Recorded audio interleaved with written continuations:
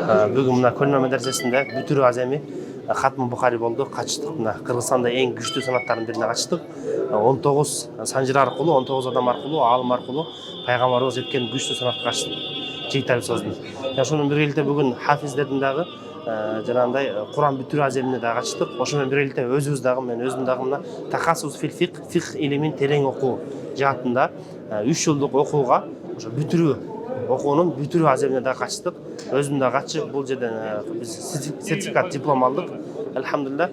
Ким ошондо фих илимин терең окуйм деген болсо, мына медресени бүткөндөн кийин ушул жерге келип окусаңыздар болот. Мына Кыргызстандын алгачкы алдында турган чоң күчтүү алдындардан Жигитали устаз, Абдурахман устаз жана башка устаздардан келип сабак алсаңыздар болот. Акыйда жаатында терең илим алсаңыздар болот. Фих илим жаатында, хадис жаатында, хадис илим жаатында, ошондой эле Куран тафсир илим жаатында, ошондой эле усул илим жаатында, мантык илим жаатында да урматтуу туугандар, ушулардын баарын тең ушу тахассус фих окуу учурунда алсаңыздар, окусаңыздар болот, урматтуу туугандар. Баарыңыздарга сунуштайбыз. Өзгөчө медресенин бүтүрүүчүлөрү, урматтуу туугандар.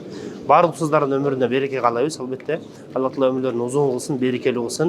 Жана көптөгөн шакирттерди чыгарганга Алла таала мүмкүнчүлүк берсин.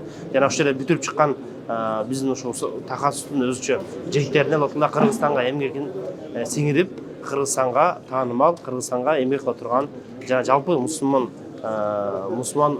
мусулмандарга мээнет кыла турган алымдардан кылсын, урматтуу туугандар. Ассаламу алейкум ва рахматуллахи ва баракатух.